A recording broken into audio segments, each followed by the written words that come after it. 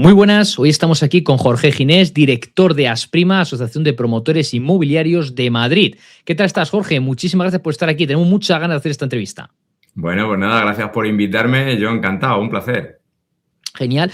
Vamos a empezar para aquellos que no conozcan Asprima, que hay algunos que todavía a lo mejor no lo conocen. ¿Qué es Asprima y cuál es el objetivo de Asprima, sobre todo para Madrid? Bueno, lo lógico es que la gente no conociera Asprima. Me preocuparía si verdaderamente la gente lo conoce. Bueno, pues nosotros somos una patronal, somos una asociación empresarial que defendemos los intereses del sector inmobiliario en general y del promotor inmobiliario en particular, que al final somos los encargados de hacer las ciudades, que es lo que yo digo, ¿no? Entonces, bueno, pues defendemos esos intereses ante, por un lado, los legisladores, de las diferentes administraciones públicas y ante la sociedad civil, ¿no? Intentando explicar qué es lo que hacemos, ¿no? Y nada, ese es nuestro cometido. Yo lo que le digo a mis amigos es que lo que intento es trabajar mucho para hacer la vida más fácil, que la tienen muy difícil, a los promotores inmobiliarios y al sector inmobiliario. Eso es lo que a mí me gusta decir que es lo que hago. No sé si lo consigo, pero por lo menos es mi intención. Para hacer la vida más fácil, que la tienen muy difícil los promotores inmobiliarios, ¿pudiera ser una de las razones por las que tenemos tantos problemas de vivienda? ¿El hecho de que la vida es muy difícil para los promotores? Sí, claramente. O sea, quiero decirte, eso muy probablemente sea más culpa nuestra que de la propia sociedad, que no somos capaces de hacerles entender cuál es nuestra labor y a qué nos dedicamos, ¿no? Y yo, si quieres, te cuento mi rollo y veo o les explico un poco a la gente por qué tenemos la vida muy difícil, ¿vale? Vale. Nosotros, digamos que tenemos dos grandes áreas de actuación, ¿vale? El promotor inmobiliario, ¿no? Nosotros convertimos suelo rústico en suelo finalista, ¿vale? Es decir, ahí hay un erial en un barrio a las afueras de cualquier ciudad y pues una serie de gente que tiene suelo o que tiene interés en adquirir ese suelo, porque las ciudades no las generan las administraciones públicas, las generan los privados. Entonces, intentamos ponernos de acuerdo, ¿vale? Bueno, pues para intentar hacer un barrio y hacemos una propuesta. Es verdad que lo raro de todo esto es que quien define todas las reglas del juego es la administración pública, ¿vale? Es decir, es el ayuntamiento el que tiene la potestad, es el quien tiene la potestad en sus planes generales determinando qué se puede hacer y qué no se puede hacer, en sus planes parciales donde ya en más detalle pues decides desde el número de viviendas que tienes que hacer, cuántos suelo industrial, económico tienes que hacer, cuántas cesiones nosotros tenemos que dar pues, para hacer los parques, para hacer los colegios, es decir, todo eso me lo marcan hasta determinarme si puedo hacer terrazas o no puedo hacer terrazas. Quiero decirte, me determina absolutamente todo, es súper determinista. Y con esas reglas del juego, yo lo que voy es pasando vallas, ¿vale? Porque, y además es una cosa que nosotros compartimos, las ciudades no solamente tienen que ser para hacer vivienda y alojar gente, sino para que vivan. Entonces, les tenemos que dar seguridad en el sentido de que, oye, un nuevo barrio tiene que tener la electricidad y un nuevo barrio tiene que tener el gas y un nuevo barrio tiene que tener buenas comunicaciones de wifi y un nuevo barrio tiene que tener unas calles adecuadas y un nuevo barrio, te lo podía contar de miles de maneras. Entonces, yo tengo que ir saltando esas valles porque yo tengo que ir preguntando a todas las administraciones públicas si yo puedo hacer todas esas cosas, ¿vale? Entonces, yo empiezo a preguntar a medio ambiente, oye, ¿rompo algo de medio ambiente? Aquí pasa algo y me pasa su correspondiente, que es lo que nosotros llamamos los informes sectoriales, ¿no? Lo mismo con navegación aérea, lo mismo con Canal de Isabel de Segunda, lo mismo con Confederación Hidrográfica del Tajo, lo mismo con carreteras de la comunidad, lo mismo con carreteras del Estado, lo mismo con agropecuaria, lo mismo con patrimoniales. Y lo más alucinante de todo esto... Con la Iglesia hemos topado, sí.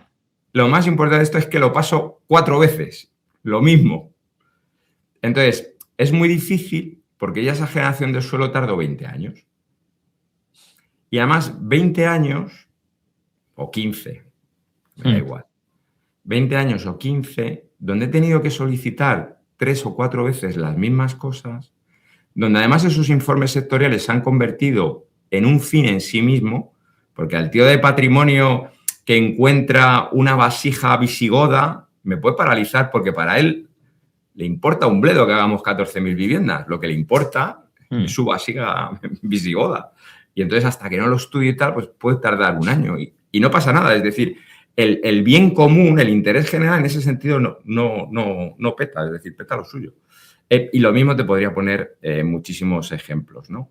Entonces, por no aburrir a ti y a los espectadores, todos estos desarrollos los vamos haciendo con iniciativas privadas, con las reglas de los públicos, que nos generan muchísimo tiempo. Y lo que más me entristece es que en ese tiempo, muy probablemente las necesidades que nosotros hicimos hace 20 años, pues sean totalmente diferentes a las que se necesitan ahora.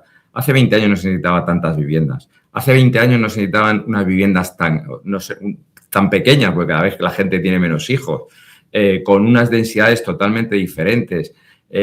Hace 20 años nuestras calles a lo mejor debían de ser más pequeñas o más grandes, o ir a casas con más altura. Es decir, sí, morimos. Yo lo que digo muchas veces, y por eso estamos tan ilusionados antes en el precio, en la nueva ley del suelo de la Comunidad de Madrid, que toca muchas de estas cosas, morimos porque nuestros planes generales de ordenación urbana son tan deterministas y tan estancos, tan jerárquicos, que matan el urbanismo.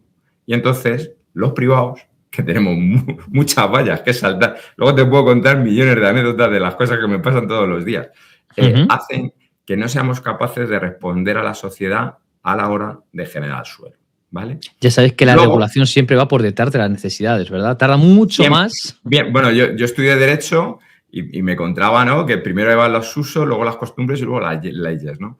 Lo que pasa es que las leyes que nos hemos encontrado en urbanismo, de verdad, son enormemente rígidas y sobre todo jerarquizadas, y no tienen ningún sentido en el momento actual. Entonces, no sé, porque esto en las primas lo íbamos diciendo 15 años, ¿eh? O sea, que no es una cosa que nos estemos inventando.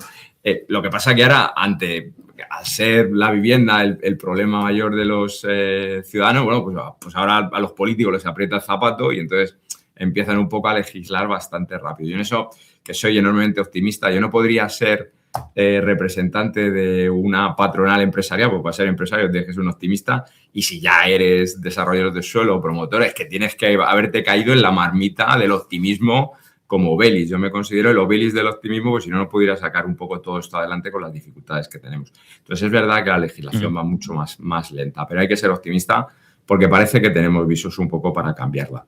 Y luego con esto concluyo. Una vez que ya tengo el suelo finalista es que tengo todos los servicios y ya es recepcionado por el ayuntamiento. Entonces yo, pues veis la edificación, ¿no?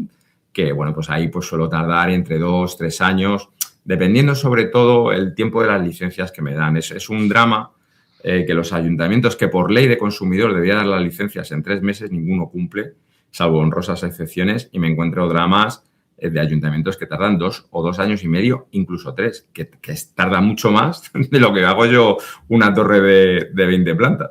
Entonces, bueno, ahí son unos plazos mucho más cortos, tenemos otros tipos de dificultades, pero si no, yo siempre digo lo mismo, para arreglar el problema de la vivienda, o sea, para arreglar el problema del ladrillo, primero hay que arreglar el del bordillo, es decir, hay que arreglar el urbanismo, porque la generación de la urbanización, de lo que vemos ahí cuando se hacen las calles, cuando empezamos a plantar los árboles, es muchísimo más importante y es donde tenemos que trabajar. Y eso la gente no lo entiende. Es decir, pero si suelo hay mucho. Yo me monto en un avión y un montón de suelo, pero es que tardo 20 años en conseguir que me den todos los parabienes de todas las administraciones públicas para que yo pueda poner una grúa.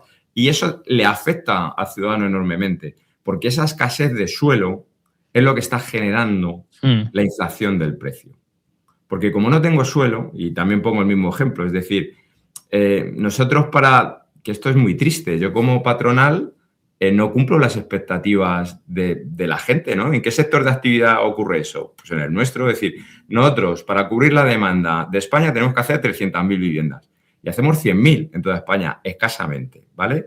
¿Y por qué sois tan tontos que solamente hacéis 100.000? Pues porque yo solamente tengo harina para hacer 100.000 barras de pan. Así de sencillo. Demasiado, con todos los problemas que hay, demasiado que solamente... Es mucho ya 100.000, ¿verdad? Realmente, porque como has dicho, bueno, es que saltar mucho no, nos gustaría hacer muchísimo más, pero es que es la gran limitación. Es decir, si tú miras mi cadena de producción, yo digamos que mi materia prima es el suelo y es donde más me falla. Y luego vas un poco viendo las demás cosas. Oye, y como cadena de producción, ¿y tendrías financiación para hacer 300.000? Yo soy optimista, yo creo que sí, ¿vale? Muy bien. ¿Tendrías materiales para hacer 300.000? Yo creo que también. ¿Tendrías mano de obra para hacer 300.000? No tendría. Y si quieres, abrimos ese melón también, ¿no? Con lo cual eso también es un problema enormemente. Es decir, muy probablemente los dos grandes problemas que tiene esta sociedad a la hora de vivienda, uno es, tenemos una legislación que no es capaz de generar el suelo. La segunda, tenemos una inflación de precio en mano de obra porque hay escasez de mano de obra. Y ese es un debate. Yo también digo muchas veces, Charlie, que la vivienda no es la enfermedad, es el síntoma. Entonces, tenemos un síntoma de cosas que hacemos en todas las demás actividades sociales y económicas del país que están repercutiendo. Y, por ejemplo, una de ellas es la falta de mano de obra. Es decir, es alucinante que tengamos una tasa de paro X y que no haya absolutamente de nada. Es decir, en mi sector no hay de nada. Pero tú te vas a conductores, no hay camareros tampoco. Es que no hay de nada. Entonces, yo creo que eso es un problema de país, no es un problema del sector de la vivienda en concreto. Absolutamente, es un problema estructural, es algo que ya se ha enquistado, ¿verdad?, con el paso del tiempo. Has dicho un tema que te lo cojo exactamente lo que has dicho antes. Has dicho, por la demografía, las familias ya no demandan viviendas tan grandes, ¿verdad? Porque a lo mejor vive una persona solterita, una parejita, uno con un perrito. Sin embargo, es curioso, ¿verdad? Porque llega el Código Técnico de Edificación y dice, oye, que pasamos la vivienda de 25 a 40 metros cuadrados, ¿verdad? Esto aparecía en la ley de vivienda, ¿verdad? Al final, ¿qué es lo que sucede con esto? Porque al final lo que hace es, oye, de 25 a 40 requiere más suelo, requiere más metros cuadrados de construcción, requiere más materiales, requiere más personas profesionales trabajando, más impuestos, con lo cual se hace cada vez más inaccesible la vivienda para esa parejita, para esa persona soltera, ¿verdad? Mira, fíjate, el matiz no va tanto por ahí y ¿vale? Yo te lo voy a intentar explicar, ¿vale?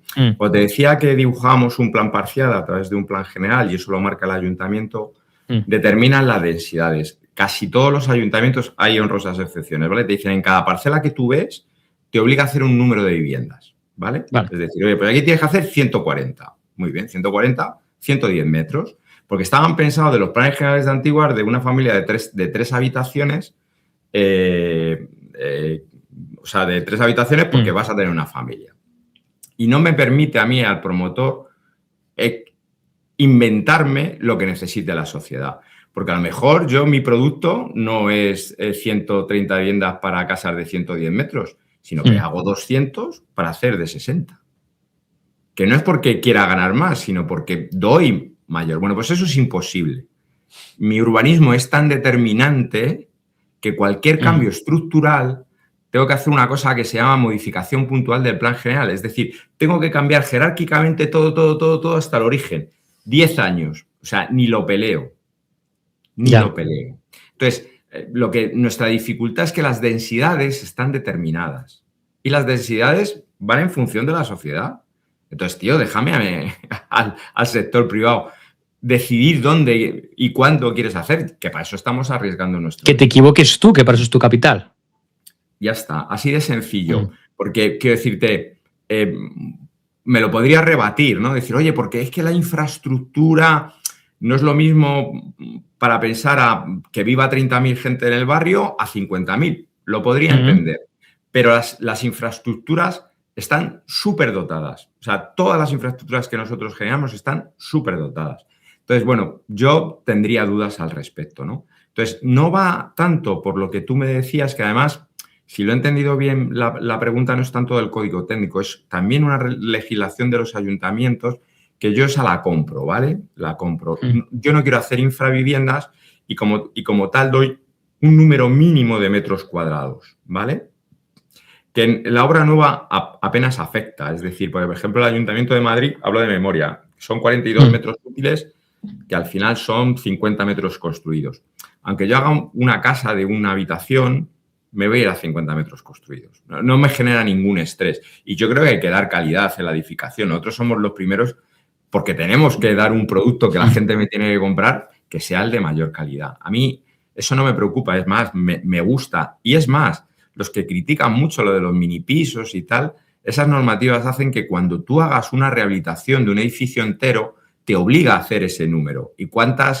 Pensar en cualquier ciudad del centro de cualquier gran urbe, que se hacían, ahí sí que se hacían microcasas e infraviviendas. Pues si yo renuevo un edificio, me va a obligar muy probablemente a hacer menos viviendas más grandes, cosa que yo la comparto enormemente. El problema es más que como no es flexible y la densidad, que es el número de viviendas que me dan por parcela, que muchas veces es totalmente inflexible, pues estamos infrautilizando el suelo que tanto nos ha costado. Entonces, si vamos, la gente no se casa o vive tal, o tiene un perro, bueno, pues déjame a mí, como tú bien has dicho, que mi capital me juegue, porque yo hago mis estudios, qué target hay, qué mercado hay, y que me dejen esa flexibilidad, que al final el resto de las cosas me van a determinar exactamente igual, que tiene la ventaja de que a lo mejor daríamos más soluciones habitacionales. Pensar que este dato lo decimos mucho en Asprima, en la Comunidad de Madrid, aproximadamente vienen entre 120.000 y 140.000 personas al año a vivir, más los transitorios, ¿vale? Eso con los creación de nuevos hogares, nos vamos a 40.000. O sea, yo tendría que hacer 40.000 viviendas todos los años para cubrir esa necesidad y hacemos escasamente 20.000. Si a mí me dejara una densidad, muy probablemente nosotros jugaríamos y con el mismo suelo daríamos más soluciones habitacionales. Jorge, ¿podríamos decir que si ahora mismo acabáramos, o por ejemplo, fijásemos que las licencias se otorguen como máximo en 3 meses? Es decir, es impensable, es imposible que un ayuntamiento te vaya a conceder la licencia en más de 3 meses. Es impensable. Si eso sucediera, tampoco tuviéramos requisitos, por ejemplo, como sucede en algunas comunidades autónomas, de que tienes que dedicar X porcentaje de la nueva construcción a vivienda asequible, que hacemos también lo que hay ahí, que constantemente nos marea la perdiz con cambios en el código técnico de edificación, etcétera, etcétera, etcétera, que tuviéramos también, oye, necesitamos tener más trabajadores, que si hay que traerlos de un sitio específico de fuera de España, o promover más la formación profesional, o lo que sea, hay miles de medidas, ¿no? Con todo esto, podríamos producir incluso 500.000, bueno, sabemos en España que hemos estado produciendo, si no recuerdo mal, muy cerca del millón de... Llegamos a producir el año más alto casi 600.000 viviendas. Vale, no sé por qué recordaba 700 y pico, pero si lo dices tú, seguro que sabes el dato mejor. Todo fueron 600 y pico mil, creo, recordar. Que está muy bien. Ahora mismo, con eso resolverías el problema de vivienda. Ahora bien, te planteo, aun con esas que produjéramos mucha vivienda, ¿tenemos una demanda que tiene suficiente poder adquisitivo como para comprar, como absorber esas viviendas? La pregunta es muy difícil, pero te la voy a intentar contestar. Tenemos una demanda muy solvente. Cuando digo muy solvente, en los últimos 5 años creo que han sido 1,5 millones de personas las que han venido en toda España. Antes te daba los datos de los que venían a Madrid.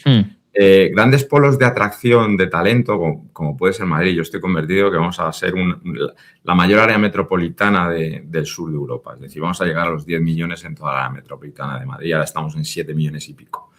Y eso es por una capacidad de atraer talento nacional por un lado y sobre todo talento extranjero, ¿vale?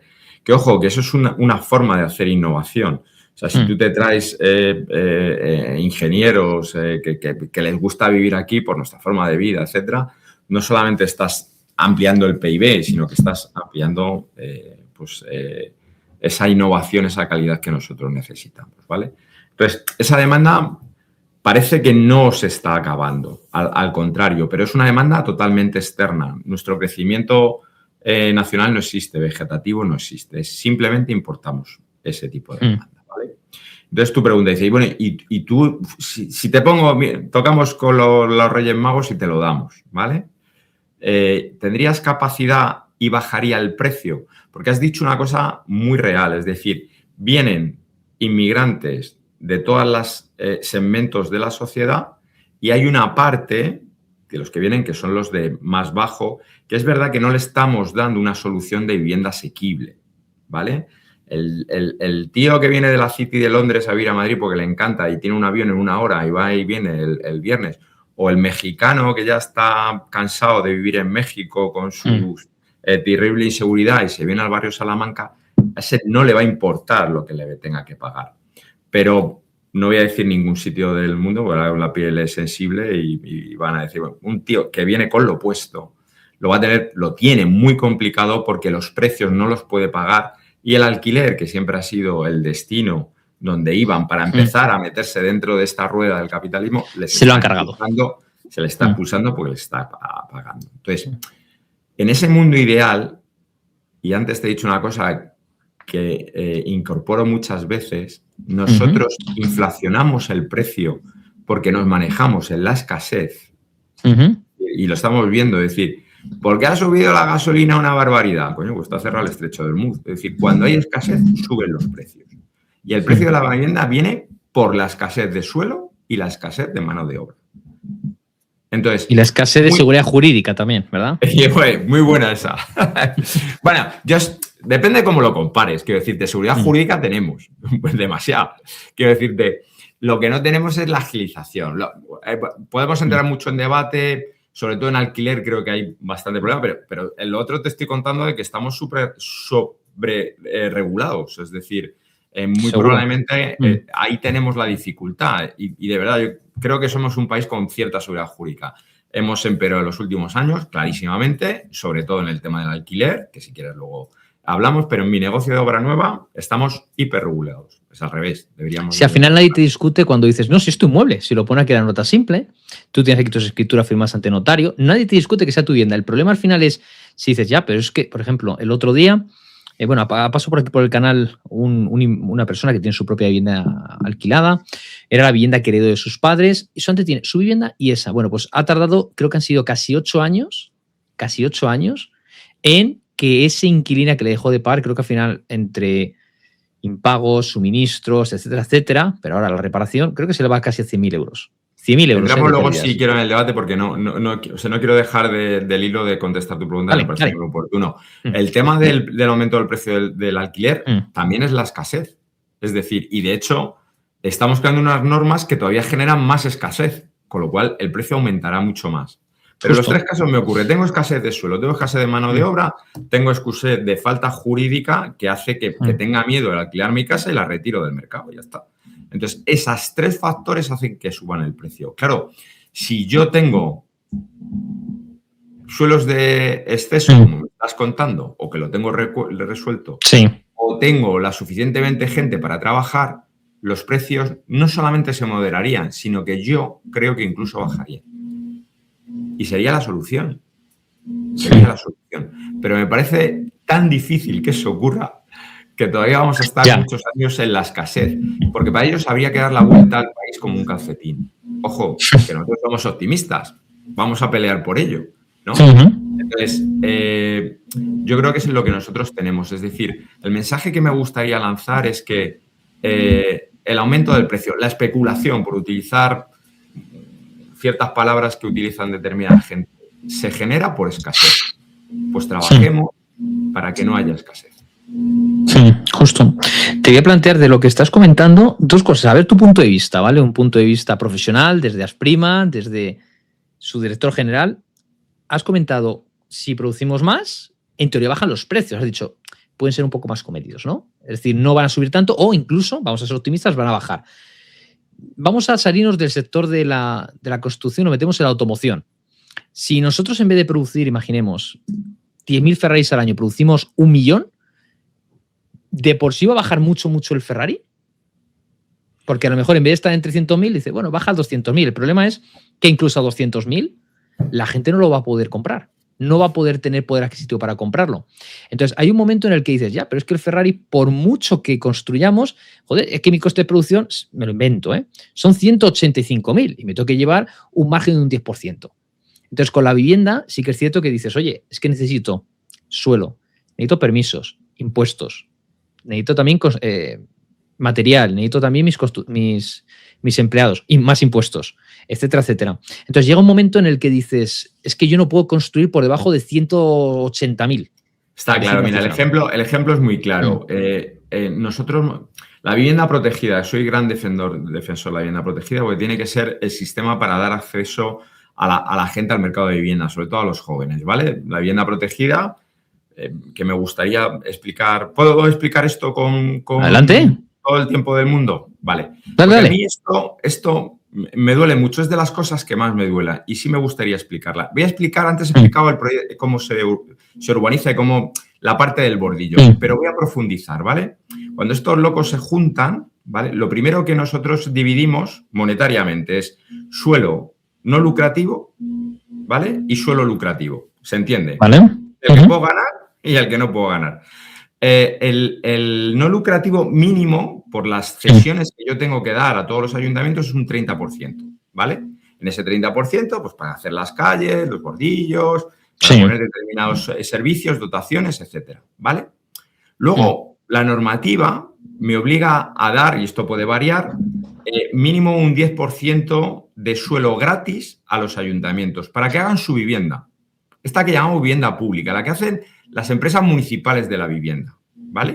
O suelos que tiene el ayuntamiento, que ya es cachondeo. Todo esto no solamente se lo zoe, sino que yo lo urbanizo y se lo dejo libre de cargas, ¿vale? Yeah. Es decir, cuando yo urbanizo todo el sector, también urbanizo eso, el ayuntamiento no pone ni un euro y se lo doy gratis. Que, por cierto, cuando son patrimoniales me lo venden especulando sobre eso, que ya es para matarse, ¿vale? Sí, es decir, sobre todo en vivienda protegida, ¿vale? Y hemos dicho que se da la vivienda. Incluso tenemos que dar muchas veces redes supramunicipales que van a la comunidad, es decir, el Plan Vive está sobre suelos de derechos demaniales de la Comunidad de Madrid que en su día los proyectos de urbanización se los cedieron gratis. Oye, y ahí está, y su labor social. O sea, fíjate, nos hemos quitado a lo bruto la mitad del lucrativo, ¿vale? O sea, y se lo hemos dado a las administraciones totalmente gratis, ¿vale? Venga, y entonces vamos al lucrativo, que también me marcan las reglas del juego, ¿vale? Entonces, también me deciden cuánto hay de vivienda libre y cuánto hay de vivienda protegida privada. Porque no confundamos el suelo que le he dejado yo al ayuntamiento y a la comunidad, en este caso de la comunidad, que esas son viviendas públicas, ¿vale? Y luego hay una parte que es la vivienda protegida de toda la vida, que se llama vivienda de protección pública. ¿Por qué vivienda de protección pública? Porque me pone unos requisitos de quién puede acceder y un precio que me lo tasa, ¿vale? Pues las reservas de suelo son brutales. Somos el país más social, porque normalmente el 50% de la vivienda que se hace en ese sector está tapado por arriba el precio. Ojo, está siendo solidario el de la vivienda libre. Le está financiando el de la vivienda libre que vive en el mismo portal con portal al tío de la vivienda protegida. Pues claro, yo tengo que urbanizar y esto es una cuestión de matemáticas. Al promotor que le toca un suelo de vivienda libre, hombre, tendrá que poner más cargas de equidistribución. Paga más que el de la vivienda protegida, que va a ganar menos por el suelo. Eso se entiende, ¿no? Entonces, fíjate, regalamos el 50%, se lo ponemos libre de carga y luego encima damos un montón de vivienda protegida. Vale, esa vivienda protegida, porque lo está diciendo mucho, es que hay que dejarla de protección permanente porque hemos tirado el dinero público. No quiero decir una palabrota, ¿vale? Pero decir, no es así. Eso lo han pagado los privados, mantenido por los privados. Nunca ha sido vivienda pública y yo no me voy a meter ahí sí, que es una cuestión de las comunidades, se debería de poner una protección permanente cada 15 años, cada 20 años. Yo en ese lío no me voy a meter. Pero sí que le queda a la sociedad que eso nunca ha sido vivienda pública. Las comunidades autónomas y el gobierno central que está diciendo eso está mintiendo. De las 3.200.000 viviendas que se han hecho desde la de la vivienda protegida, el 85% son de estas, totalmente privadas, hechos por los promotores privados, en suelo privado, pagados por los privados, ¿vale?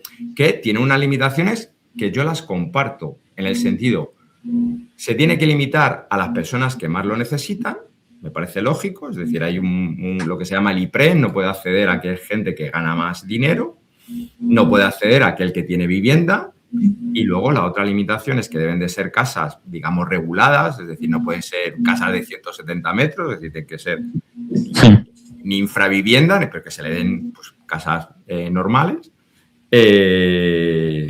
y con un precio tasado que yo no me puedo sacar.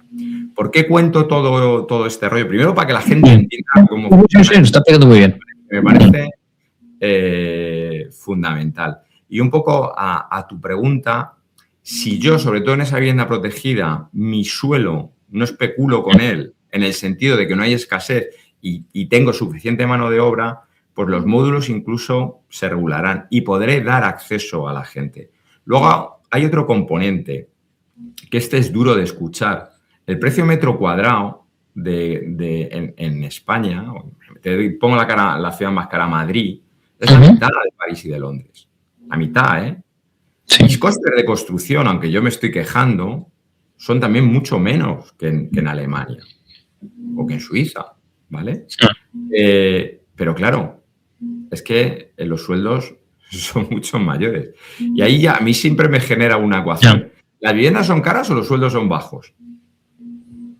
Porque quiero decirte, la desgracia, y vuelvo otra vez, de que no somos la enfermedad, sino que somos el síntoma, es que lo que no están subiendo son los sueldos a la velocidad que necesitamos. Y es una cuestión de falta de competitividad. O sea, este país no está pudiendo crecer en renta per cápita. Sí, crecemos en PIB. Eso única y exclusiva. Hombre, ¿cómo no vas a crecer en PIB? De 1,5 millones más de habitantes, joder, pues normal. Pues solamente coger el autobús ya genera PIB. Entonces, quiero decir, solamente ir a trabajar genera PIB. Solamente los impuestos que generan PIB. Pero la renta per cápita que recibe la gente cada vez es menor, ¿vale? Porque perdemos en competitividad. Y hay un problema administrativamente desde lo que la gente no sabe, que hay una transferencia de renta. Es decir, se está transfiriendo renta de la capacidad de gente que es productiva a partes de la sociedad que no son productivas. Y entonces eso hace que el productivo pueda ganar cada vez. A mí me abren las carnes de gente súper talentosa que trabaja un montón desde las 7 de la mañana hasta las 12 de la noche o hasta las 7 de la tarde, muy preparados y tal, que sus sueldos no están adecuados al precio de la vivienda. Yo trabajaré en este ámbito de escasez de Asprima para que haya más suelo, para que haya mano de obra, para que cada vez hagamos mejores casas, más eficientes, más sostenibles. Esa parte es, como productores lo haremos, pero yo lo otro no lo podemos arreglar. Ya. Y yo creo que sí hay que trabajar en las dos líneas. Hay que ser un país muchísimo más competitivo para que los sueldos de los jóvenes suban y nosotros, como patronal, tenemos la obligación de trabajar en todo momento, en todo lugar, en todas las situaciones, intentando mejorar para que la vivienda, sobre todo la protegida, tenga el valor para que ellos puedan acceder. Y en eso estamos trabajando. Yo desde que me levanto hasta que me acuesto es pelearme con uno para que me cambie la norma, pelearme para los fondos de inversión para que traigan capital, peleándome para que se caigan las normas sociales para que pueda haber más mano de obra. Es decir, ese es mi trabajo desde que me levanto hasta que me encanta, o sea, por cierto. Entonces, bueno, esa es un poco la labor que nosotros tenemos que hacer. Has abierto muchísimos melones, ¿eh? En estos minutos has abierto muchos melones, porque al final hemos hablado de productividad. Es un tema muy importante. ¿Por qué algunos países del norte tienen mucha más capacidad, mucho más poder adquisitivo que los españoles? A ver, si es que al final ya vamos unos cuantos años para atrás, años 80. Con la adhesión de España a la Unión Europea, lo que sucedió básicamente es que nos metieron cosas que a lo mejor otros no querían. Me explico. Si te quitan la industria, te quitan determinadas actividades de mucho valor añadido, el problema es ese, que al final te redelegan simplemente a, bueno, pues actividades, posiciones de bajo poder adquisitivo, ¿vale? Pues tenemos el turismo, tenemos servicios, etcétera, ¿no? Y cuando has comentado que es fabuloso lo que has dicho, que es, oye, ¿qué pasa con los sueldos? Y lo voy a poner, si te parece, puedo poner por aquí una diapositiva, simplemente para que entendamos por qué a lo mejor el problema no es tanto del tema de los sueldos, sino a lo mejor de cómo está estructurado el sistema financiero, cómo está estructurado el sistema monetario en el mundo, ¿no? Mira, te lo pongo ahora mismo en pantalla, porque me gusta, lo he puesto 1000 veces aquí en el canal, los que nos suelen seguir lo ven. A ver, ahí lo tenemos, mira, lo acabo de poner aquí en una diapositiva.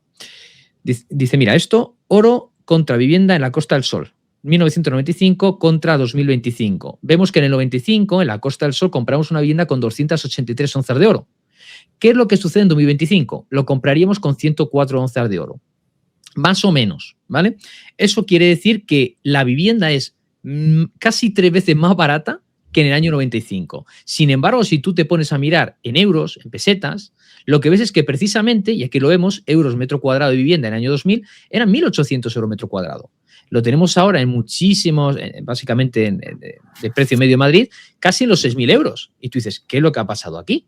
Pero si en oro es más barato y en euros más caro, ¿el problema qué es? ¿De que la vivienda es más cara o el problema quizás sea de en qué medimos la vivienda. Porque si medimos la vivienda en onzas de oro, me da igual, o onzas de plata, o por ejemplo en algún activo digital o en otro tipo de activos, y dices, joder, si es que la vivienda está cada vez más barata. A ver si el problema es de la política monetaria, a ver si el problema es de algo diferente, es en qué estamos nosotros midiendo esa riqueza, o qué medimos los precios. Dice, precio total de la vivienda. Si en años 2000 estaba en 126.000 euros, que son 21 millones de pesetas, son 6 onzas por metro cuadrado, 420 onzas por todo el piso, ¿no? Coño, pero si llegamos a 2026 y son solamente 70 onzas.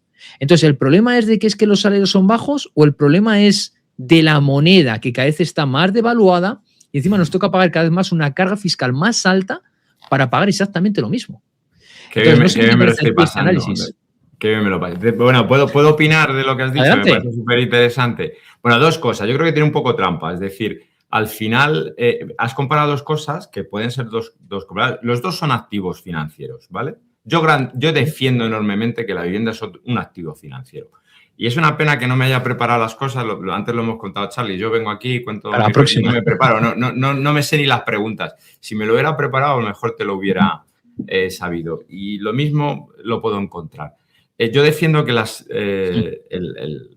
vivienda y cualquier activo inmobiliario es un activo financiero, ¿vale? Y tú has comparado muy probablemente los dos activos financieros más refugio, ¿vale? Es decir, aquellos que tienen menos volatilidad, ¿vale? La vivienda, tuvimos la crisis del 2008, los precios bajan, pero no es volátil, ¿vale? Es decir, no fluctúa como nos estamos dando en otro tipo de activos financieros que nos estamos encontrando. Son bastante estables porque cuando hay, digamos, riesgos, y llevamos, yo creo que desde, pues muy probablemente desde antes, pero desde las Torres Gemelas, cada día es una aventura, es decir, la fluctuabilidad es brutal. Entonces, es verdad que has comparado los dos grandes activos refugio y muy probablemente a lo mejor el oro nos está ganando porque todavía es más refugio que la vivienda, ¿vale? Y yo es un poco la interpretación de lo que nos has enseñado y que está muy bien. La reflexión es con qué lo comparamos, ¿no? Esa es un poco la primera reflexión. Y me halla el convencer que el activo de la vivienda, que hay gente que lo denosta, lo queramos o no, es un activo financiero. Para el propietario, como un activo de ahorro y de inversión.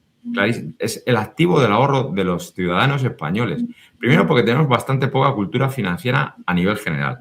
Me incluyo, ¿vale? 100%. Segundo, por nuestra idiosincrasia. Somos latinos y el derecho romano se basó en la propiedad. Es decir, como gran imperio, cada vez que iban ganando terreno, iban dando propietarios a los legionarios que ganaban el terreno. Con lo cual, pero es una cuestión muy sencilla. Si le das la propiedad en vez del usufructo, pues muy probablemente cuando vengan las hordas bárbaras lo vas a defender un poquito mejor, porque es tu propiedad. Muy bien visto. En nuestra sociedad, bastante. Y bueno, pues en general somos países de propietarios. Sí es verdad que las nuevas generaciones, pues a lo mejor por su movilidad funcional o por cómo porque lo pueden. En eso varía, cosa que a mí ni me parece bien ni me parece mal. Pero no hay que olvidar que siempre un activo financiero es un colateral de algo que está pegado a la tierra. Yo digo que nosotros somos la industria financiera más importante del país, ¿vale? Del mundo, la más compleja. Y la más compleja porque trabajamos con bienes raíces. Tú el oro te lo puedes llevar a donde sea. Yo mi solar no me lo puedo llevar a ningún sitio y tengo que trabajar con él. Y es más, sobre ese colateral, que es un terreno, monto una actividad que es la que me paga la renta. Me da igual que sea un hotel, que sea una oficina, que sea un centro de datos o que sea una vivienda, ¿vale? Entonces, yo gano un dinero con ese colateral, me va en alquiler o en compra, ¿vale? Con lo cual, siempre hay que tener ese activo financiero. Y la gente lo tiene que entender. Y además es que no es malo. O sea, quiero decirte, es que es bueno. Precisamente hace que crezca la sociedad con esto. Y lo que te quería decir que no hay un estudio del IES que te determina, y es que no me sé las cifras, te dice, junta todo el PIB mundial de los 198 países y te da una cifra, X, ¿vale? Y luego dice, junta todos los activos financieros que existen en el mundo, bonos, acciones, letras del tesoro, y te lo voy a decir. Sí, derivados, etcétera, sí. Sube un 10%. Y tú juntas el valor de todos los activos inmobiliarios que hay en la Tierra. El estudio es del IES y luego te lo pasaré. Y es prácticamente duplica los otros dos, ¿vale? Sí. Es decir, y eso no lo podemos cambiar, es que es parte de la idiosincrasia del sector, o sea, no del sector, del género humano, ¿no? Sí. Entonces, me parece muy importante de que esto, y además yo hablo mucho del ROE y del ROH, ¿vale? Es decir, la gente tampoco sabe, y digamos, somos tan tontos que solamente hacemos 100.000 viviendas cuando podemos hacer 300.000, ¿no? Pues mira, en una situación que vivimos en el mejor de los mundos, donde tienes una demanda de 300.000, tienes una escasez de 100.000, hombre, si lo hacen muy mal, pues a lo mejor no te lo compran, pero lo tienes que hacer muy mal, muy mal, muy mal. Normalmente te compran todo lo que hace. Bueno, pues de ahí nuestro ROE jamás ha sido tan bajo. De hecho, hay dos estudios que son maravillosos. BVA Research ha sacado que el ROE del CENAE de actividad de promoción y constructor es la mitad que el resto de Europa. Pero hay otro estudio que mola todavía más, de la Universidad de las Hespéridas, que si no lo digo mal, luego me regañen, que han estudiado los 72 CENAEs. El promotor constructor está al 10º por debajo. Es decir, hay 62 puntos o 62 actividades que ganan más que nosotros. Y eso es pero no tiene ningún sentido. Si tú estás en una demanda y tú tienes en escasez, ¿cómo puedes ganar? Tampoco. Pues es muy sencillo. Gano poco porque en este momento de escasez, donde los suelos están disparados y donde con la mano de obra también inflación hacia arriba, y donde los impuestos, que suponen el 25% del coste de la obra nueva, hace que mi margen se constriña enormemente. ¿Qué es lo que ocurre? Que con un riesgo mucho menor, ¿vale? Porque no tengo tantas dificultades. A tu pregunta de si seríamos capaces de dar 700.000, pues ahí los ritmos de ventas serían muchísimo menores. Entonces, yo hablo del ROE y es el que más bajo tenemos, yo creo que de la serie histórica, pero sin embargo mi actividad, que es un componente social, es decir, yo no me olvido de que las empresas promotoras están aquí para ganar dinero, pero lo que realmente nos hace ilusión es el retorno, yo le llamo return of happiness, ¿vale? Es decir, lo que más ilusión nos da es entregar una vivienda a alguien, ¿verdad? Porque tenemos un componente social, la gente a lo mejor no se lo cree, un componente social dentro de la asociación y dentro de mi asociación muchísimo mayor de lo que la gente piensa. Nosotros no sería muchísimo más fácil. Si yo tengo un beneficio haciendo promoción de un 5% anual, quiero decir, siendo patrimonialista de cualquier cosa, todos los dueños de mis promotoras, si no amaran este sector, pues se dedicarían a otra cosa. Porque ganamos eso, un 5% anual, no ganamos más. Que si tú eso lo indexas a un bono del tesoro de un país más o menos bueno o invirtiendo en oro, pues muy probablemente obtendríamos muchísimo más beneficios. Y te quitas de burocracia, te quitas de licencias, te quitas de leches. Pelearme con todo el mundo, porque, y esto lo dice una promotora mía que me encanta, una amiga mía que dice, es que es alucinante, preparamos las ciudades nosotros, pelear, tengo que pedir por favor a la administración que me haga caso. O sea, yo tengo que llamar a la Confederación y llamo a la puerta y no me hace caso, o Canal y no me hace caso, y la eléctrica y no me hace caso, y el ayuntamiento y no me hace caso. Pero si estamos nosotros con nuestro dinero generando la ciudad para los ciudadanos y no me hacéis caso, es al revés, hombre, no me pongas una alfombra roja, la administración tiene que estar vigilante para que el sector privado lo hagamos bien, no nos queda ninguna duda, pero chico, ponmelo un poco más fácil, ¿no? Te pregunto, Jorge, hay una cosa que me ha encantado que has dicho y que la gente no es consciente de ello y que yo creo que son has dicho cosas muy interesantes. Ahora bien, esto pienso que es una de las más importantes y que la gente no se entera. Has dicho que la especulación viene por la escasez. ¿Es cierto? Es mi opinión personal. A lo mejor no es de las primas, esa es mi opinión personal.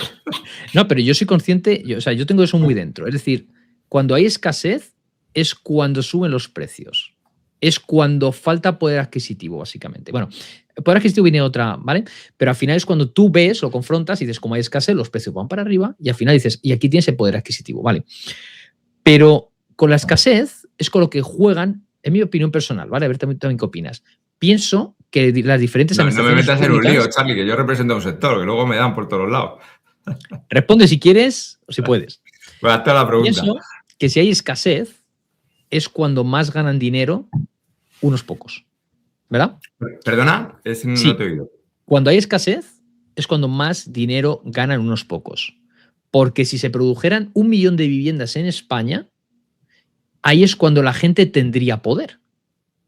Digamos que se democratizaría más la vivienda. La gente, en teoría, podría acceder más a la vivienda. Yo Pero lo si que tú lo creo que haces tenemos es, que tener, yo sinceramente creo que tenemos que tener el equilibrio de la demanda que necesitamos. Y sí, además justo, tenemos pero que ahora mismo estamos ser por debajo. ni por arriba ni por abajo. Y Ahora es mismo estamos más, por debajo. pero ahora clarísimamente estamos por debajo. Entonces, Mucho. y además, nuestra gran pelea de que el urbanismo sea mucho más flexible precisamente es para hacer eso. Es decir, que cuando la curva de la demanda baje para abajo, que también nos Sí. podamos adaptar para hacer la producción que corresponda.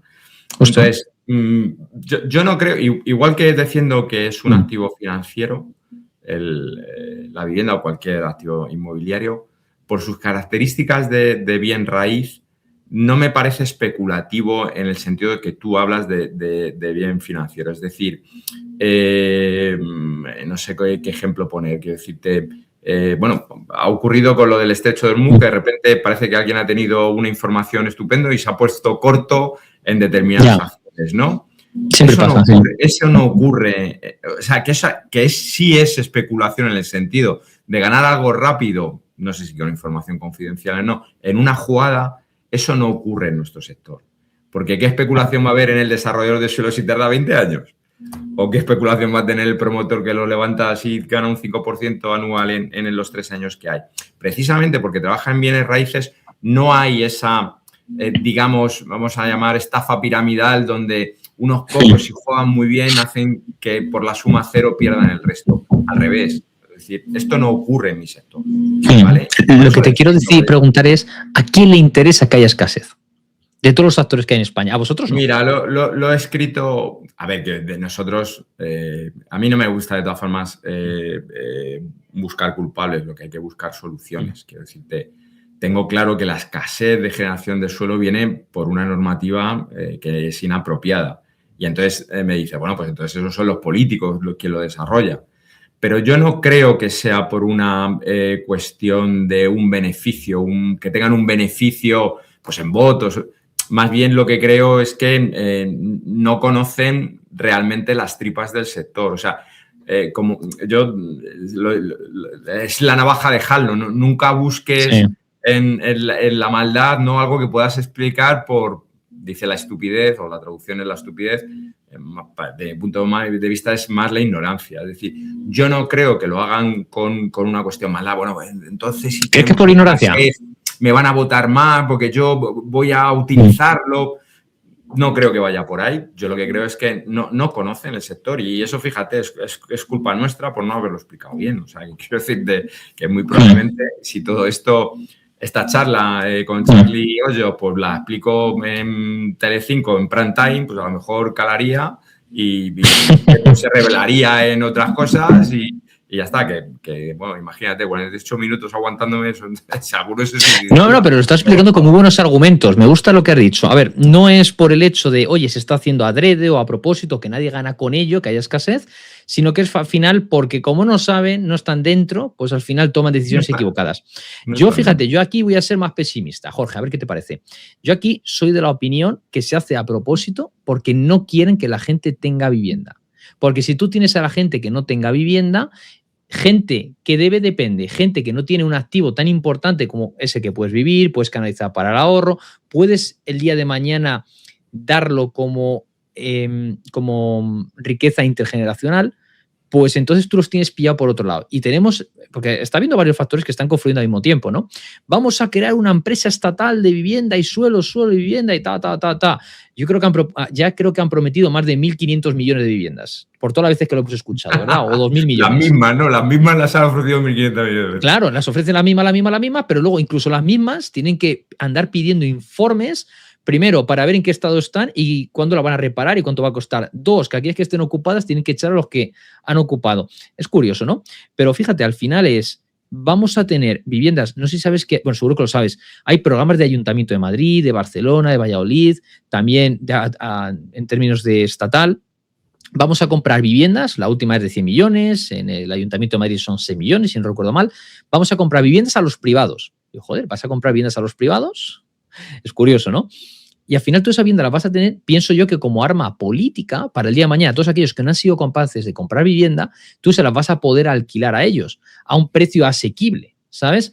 Lo mismo sucede, por ejemplo, con las herencias. Sabemos que con las herencias inmobiliarias, fíjate, en los próximos 10, 15 años, pues oye, va a haber muchas personas que dejen este mundo. Y sería tan fácil como los hijos, los nietos, los sobrinos, los tal, sería tan fácil como ya tienen vivienda, ya hemos resuelto el problema. Ah, no, calla, que lo que estamos buscando es acabar con las bonificaciones fiscales, Y dices, joder, qué curioso, ¿no? Sería algo muy sencillo, sería algo legítimo, sería algo normal, legal, y al final lo que estamos viendo es que hay una transferencia de riqueza de las personas hacia determinadas instituciones, comunidades autónomas, ayuntamientos. Entonces, pienso que se busca la escasez para utilizarlo como arma política. Yo es mi punto de vista. ¿Cómo lo ves tú, Jorge? Déjame que sea optimista y que siga pensando que es porque no conocen. O sea, me gustaría pensar eso, la verdad. O sea, que decirte, yo puedo tener mi opinión personal, pero no me gustaría pensar que fuera así. Déjame que sea iluso. No, por supuesto, tenemos que tener diferentes opiniones también. Pero fíjate, Jorge, tu problema sería mucho más fácil de resolver porque sería simplemente con formación. La falta de información se resuelve con formación. Lo que yo planteo es un problema más difícil de resolver, porque ahí ves básicamente personas maquiavélicas buscando interés propio, fastidiando al resto. Si fuera así, evidentemente lo tenemos mucho más complicado. O sea, si prima mi argumento, pues es una cuestión de tiempo que yo espero equivocarme. Yo espero equivocarme y que tú lleves razón. Yo espero equivocarme y que tú lleves razón. Ojalá, eso lo veremos. Pero mira, hay una cosa, yo que creo muchísimo en el mercado y creo que resolvemos muchas de las cuestiones, pero no siempre el mercado resuelve todo. Es decir, a mí siempre habrá una parte del segmento, los más desfavorecidos, que precisamente para ahí está, yo creo, el pago de nuestros impuestos, para tener ese colchón donde aquellos que nos llegan. Y te voy a contar dos cosas que me apetece si me das un poco de... Dale, como tú quieras. Me parece fundamental que las administraciones públicas pues den ese soporte. De hecho, hay alguna comunidad, no la voy a nombrar, ¿vale? Por si digo algo incorrecto, pero con bastante dinero, porque tienen mucho dinero, ellos compran al privado, ¿vale? Con una rebaja, viviendas de alquiler, que las ponen, ojo, a través de asuntos sociales, ¿vale? De la propia comunidad a los más desfavorecidos, ¿vale? Y paga la propia comunidad. Entonces, al propietario le dice, mira, tú me vas a hacer una rebaja, pero punto número 1, yo te voy a pagar la propia comunidad autónoma. 2, tú no te preocupes. Cuando haya un inquilino tal, yo te lo arreglo, te lo pinto para que además estés de por vida, ¿vale? Sí. Y por otro lado le dice asuntos sociales, ojo, esto es para que la gente salga de esa rueda. Tiene un momento malo, le damos esa vivienda social totalmente gratuita o con el coste que pueda pagar, pero tienes que trabajar asuntos sociales para meterle en la rueda de que sea productivo para la sociedad. Y esta comunidad autónoma lo que dice que ellos son los mayores demandantes de impago, porque cuando es un cara, la propia comunidad autónoma le dice, mira, no, te vas a ir ahora mismo y te voy a poner la demanda en el juzgado. Y cuando realmente no puede, el informe de asuntos sociales, pues le está diciendo, oye, no, mira, que está buscando trabajo, le estamos ayudando, que está en la dificultad, pues mira, si tiene un problema con la droga, le estamos ayudando a que se rehabilita, si ha sido una mujer maltratada, pues le estamos primero, digamos, dando ese soporte de primero salvarla a ella. O sea, y a mí me parece un sistema fenomenal. Ahora cuando se habla mucho de que se contrapone nuestro modelo al de Viena, yo me parto. El Viena, el gran volumen empezó en el año 1900 a comprar suelo, o sea, a comprar viviendas. Ponte ahora tú, que nos sacan 126 años. Y luego el municipio los echan en 48 horas. Al que no paga, hace pin y les echa. Tú imagínate lo que ocurre. Entonces, yo sí creo que el dinero público es de todos, que se debe de adecuar a ese segmento de la vivienda, pero con un control. Y aquí el problema es que no hay control. Es decir, y podría haber muchísimos ejemplos de muchas administraciones que realmente ni hacen bien la gestión del inquilino, que no la saben hacer, y mucho menos el pago, repago y la deuda que eso genera. Porque, oye, a mí me molesta que con mi dinero se gestione mal, ¿vale? Entonces, eso un poco vaya por delante. Y la segunda, y esto lo voy a lo voy a contar, pero me da un poquillo de vergüenza, ¿vale? Nosotros tenemos asociación que te contaba, y luego tenemos fundación, tenemos una universidad, tenemos un clúster, es decir, dentro del ecosistema Prima hay muchísimas cosas. Y la fundación hace dos cosas, responsabilidad social corporativa y formación. Creemos que la formación es fundamental en nuestro negocio porque, por lo que te he explicado, es el negocio más complejo que yo conozco. Sí. ¿Vale? Y en responsabilidad social corporativa no contamos nunca lo que hacemos, pero esta vez lo voy a contar. Es decir, hay una asociación o fundación que se llama Tu Techo, que está haciendo lo que más. Un día le tenías que traer el programa para hacer cubrir el sinhogarismo. Ellos dicen que hay 40.000 personas sin hogar en España. Yo creo que está creciendo, desgraciadamente. Y ellos han inventado un sistema que me parece maravilloso, porque ellos dicen que de la filantropía no se puede vivir. Es decir, que hay que poner el sistema empresarial al lado de la filantropía. Entonces, el sistema que ellos tienen, es decir, crear una SOCIMI de impacto social. La SOCIMI de impacto social tiene una serie de requisitos y uno de ellos es que se gana muy poquito dinero, ¿vale? Pero ojo, quiero decirte, yo como donante a esta SOCIMI, ¿vale? Que pongo dinero, puedo tener el retorno en otras cosas, en mi propia responsabilidad social corporativa, a la hora de financiarme, porque evidentemente las entidades financieras, si yo lo demuestro, me van a dar una serie de cuestiones. Y ahí se ha levantado un pastizal impresionante. En 2 años, me parece que van por 50 millones de euros en esta SOCIMI, ¿eh? Entonces, que son donantes que casi todas son empresas. Hay particulares que pueden meter tus 10 o 15 euros. Porque la SOCIMI no tiene la idea de tener una plusvalía de que yo voy a comprar para luego vender más caro. No, no, no. Es para dar a la parte de fundación que ahora explicaré, ¿vale? Lo único que te da es un dividendo, y un dividendo de un 3% y se acabó, si lo logran. Entonces, con esos 40, 50 millones, que ya no me acuerdo, van comprando casas, van comprando y las van poniendo a disposición de todas las ONGs. Trabajan con 60 o 70. ¿Por qué? Porque tienen que dar el acompañamiento para que esta gente esté de forma, digamos, transitoria. El tiempo que necesite. Porque para sacarle, y este es el mensaje que yo quiero, de la calle a toda esta gente necesitan 2 cosas. Una vivienda. Porque de la calle, si no, no sales. 2, el acompañamiento. ¿Por qué? Porque la diferencia en que estemos en la calle, tú y yo, dentro de X tiempo, no es nada. Simplemente que no hayas tenido un acompañamiento, que no hayas tenido una red de gente, que te hayas distanciado de tu familia, que no tengas amigos, por los motivos que sean, los que fueran. Esa es la gran diferencia entre un tío normal, como estamos nosotros, y un tío que está en la calle. Entonces, me parece maravilloso lo que están haciendo en muy poquito tiempo porque dieron la clave. Tengo que dar vivienda y además lo están haciendo sin ningún tipo de ayuda, simplemente con capital privado en esto. Pero ojo, esto tiene que tener un control. ¿Y quién mejor que lo puede controlar? Por las ONGs, Cáritas, Luz Casanova, que son especialistas, que saben qué es lo que necesitan, qué acompañamiento, con el objetivo fundamental, que sea transitoria y se puedan incorporar a la sociedad, que es lo más importante. Entonces, me hace mucha gracia porque creo que es la mejor iniciativa que yo conozco para evitar el sinhogarismo, mucho mejor que la administración pública. Y son, no te voy a decir que 2 y el tambor, pero quiero decirte, la idea fue de Blanca Hernández, se unió con Rocío, tiene un equipillo súper corto, además lo dice, oye, pues yo para dar el dividendo, pues toda mi gente me tiene que dar las cosas pro bono, que por cierto hay muchas empresas de acciones del sector que da pro bono, es decir, yo te hago el property management gratis, yo te hago las valoraciones gratis, yo te hago la reparación gratis, y con eso están sacando a un montón de gente de la calle. Entonces, por resumir, creo que todos tenemos la responsabilidad, tanto administraciones públicas como administraciones privadas, de cuidar a los que más lo necesitan, que son los que no tienen acompañamiento social. Pero ojo, el objetivo es no vivir sin día, que era tu pensamiento, ¿no? Es decir, es que así gano votos. No, lo que tenemos que hacer es reincorporarlos para que seamos un país productivo. Es decir, un país productivo parte de la base de que todos hacemos algo. Todos generamos riqueza.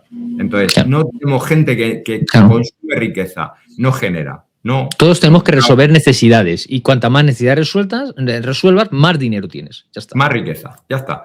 Entonces, pues creo que es una iniciativa maravillosa que las administraciones públicas deberían de aprender y que tendríamos que trabajar un poco todos en eso. Justo. A ver, yo aquí lo más importante que veo, que justo lo has dicho, es no simplemente te pongo una casa, ahora estás ahí 10, 20, 30 años. No, la cosa es, va a ser un periodo, un plan, un programa que vas a tener para esa persona.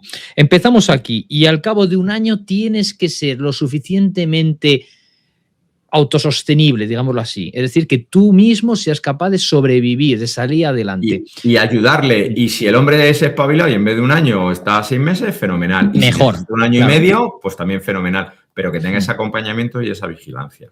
Claro. Yo lo único que veo, por ejemplo, con ingreso mínimo vital, en fin, ya has oído seguramente hablar mucho sobre esto, ¿verdad? Al final ves que dices, joder, es que hay personas que llevan ya cobrándolo no sé cuántos años. Y a ver, si con 25 eres vulnerable o con 35 eres vulnerable, ¿qué te hace pensar que cuanto más años pasen, más cerca vas a estar de dejar de ser vulnerable, ¿no? Te voy a contar una historia muy rápida. Seguramente hay una serie que a mí me encantó y no es de mi época, es más a lo mejor de la tuya, Jorge, que es Curro Jiménez. Lo conocerás, ¿verdad? Curro Jiménez. Sí, bueno, pues había un episodio... Soy mayor, pero esa es todavía más mayor, ¿eh? Todavía más mayor.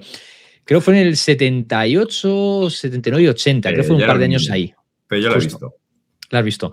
Pues fíjate, hay uno de los episodios que lo que hacían era lo siguiente. Sabes que nadie era capaz de tumbar a Curro Jiménez y a su pandilla, la Garroba, al estudiante, etcétera, al gitano. Y resulta que lo que hicieron es, oye, tengo una idea, decía uno. Tengo una idea. Vamos a hacer lo siguiente. En vez de que vayan por los caminos asaltando, que luego sabes que lo que hacían era repartir, decía la mitad para el pueblo y la mitad para ellos. Lo que dijeron fue lo siguiente. Se le ocurrió a uno, ¿no? A un alcalde. Vamos a darles dinero para que no atraquen. Vamos a darle más dinero de lo que ellos ganan para que no tengan ningún aliciente para continuar robando y nosotros vamos a mover mucho más dinero por los caminos que antes, pero ya con la seguridad de que no nos van a atracar estos bandoleros. Entonces, ¿qué es lo que sucede? Ellos dicen, perfecto, nos quedamos en la sierra. Se quedan en la sierra. ¿Qué es lo que sucede en la sierra? Bueno, pues como toda persona que no tiene ambiciones, que no tiene objetivos y que solamente tiene ocio, acababan, pues eso, peleándose, matándose entre ellos, en fin, ¿no? Se van poniendo gordos a sí mismos, ¿no? Se van poniendo gordos, ya están menos ágiles, y así durante unos meses. Y claro, ya al final Curro Jiménez se da cuenta. Porque el objetivo realmente del alcalde y de esta guardia era el siguiente. Cuando haya pasado X tiempo, que ya estén gordos, torpes, se hayan matado entre ellos, subimos a la sierra y acabamos con ellos. Y ya no tenemos ese coste más. No estoy diciendo que con esto que nadie esté tratando de matar a nadie ni nada. Lo que estoy diciendo es que, claro, cuando tú das algo a alguien es porque a lo mejor quieres que sea dependiente. ¿Entiendes? Eso es lo que quiero decir. Y creo que es un ejemplo muy práctico. Lo he puesto alguna vez también por aquí. Llega un momento en el que, porque se dio cuenta, pero si tú los tienes 3 o 5 años, llega un momento en el que dice, ¡buf! Esto es como un animal que tú traes de la jungla y lo dejas en el zoo y todos los días le das de comer.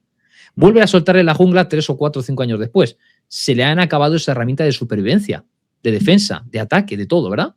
Pues si a una persona que está en pleno momento, que pudiera llegar a ser una persona activa, todos tenemos 2 brazos, 2 piernas, ¿verdad? Incluso muchas personas que no tienen brazos y piernas tienen un empuje, tienen un arroje, tienen una pasión, tienen una actividad que dices, madre mía, si tuviera este hombre 2 brazos y 2 piernas. Me voy, por ejemplo, al ejemplo de un australiano que se llama Nick Vujicic, si no recuerdo mal el nombre y apellido, y este hombre, no sé si tiene 3 o 4 hijos, el hombre monta surf, ojo, no tiene ni brazos ni piernas. Tiene simplemente como pie una aletita, no es broma. Y este hombre se ha vuelto multimillonario dando charlas motivacionales. Y lo que viene a decir es, si yo soy capaz de hacer todo esto sin brazos, sin piernas, midiendo medio metro, pues imagínate una persona que tiene todo eso. Todos al final tenemos esto, tenemos la cabeza, que la cabeza es básicamente disciplina. Disciplina, creatividad, trabajo, esfuerzo, sacrificio, ¿verdad? Entonces yo no me puedo creer nunca que una persona con 25 años sea vulnerable porque a lo mejor no quiere trabajar. Eso es diferente, eso tiene un nombre de vago. O una persona sin ambiciones. Entonces, como bien has dicho, vamos a centrarnos en que esa persona con un programa salga hacia adelante y se convierta en autosuficiente. No que tengamos que estar con la vivienda. Puede ser un periodo de tiempo. Pero si ya ese periodo de tiempo se convierte en algo más que temporal, más indefinido, eso a mí ya me suena a dependencia. Al final la dependencia es, oye, tú solamente tienes que poner mi nombre en la papelita cada 4 años. Eso es a lo que me refiero, que la vivienda es una herramienta precisamente de control, porque todos tenemos, lo digo también muchas veces, a no ser que invente la Pokéball, todos necesitamos vivir una vivienda, ¿verdad? Todos necesitamos una vivienda. Entonces, bueno, ahí de un poquito, como suelen decir los americanos, food for thought, ¿vale? Comida para pensar, ¿no? Un poquito. Muy bien. ¿Vale? Te voy a plantear alguna cosita más. Hemos hablado también, te quería comentar sobre fiscalidad. Ya has dejado antes caer, oye, que es que los impuestos suponen el 25% del total. Hay gente que incluso se va al 40, 45. ¿Cómo lo ves, Jorge? Bueno, la buena noticia es que somos capaces de hacer producción con el 25% del coste de la fiscalidad. Con lo cual, vamos a verlo. Yo me voy a meter un poco en... Vale. Antes de nada... añado una preguntita más, conjuntamente. Hay gente que dice, bueno, ¿y si dejamos todos los impuestos de la vivienda, que al final son impuestos agregados, al 0% y TP al 0? Hay gente que dice, bueno, pero entonces van a llegar las promotoras y lo que van a hacer es mantener los precios y van a absorber todavía más márgenes.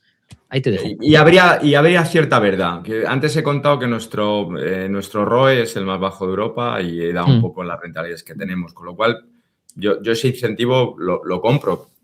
Entendería que si el mercado lo puede absorber, intentaría ganar más. O sea, a mí me parece una justificación bastante razonable. Pero dicho lo cual, voy a dar unos datos y voy a acabar con algo, o con una reflexión, ¿no? Los datos son del Instituto de Estudios Económicos, ¿vale? Que sacó un informe hará 6 meses o por ahí. Y estudió toda la fiscalidad de la vivienda de todos los países de la OCDE.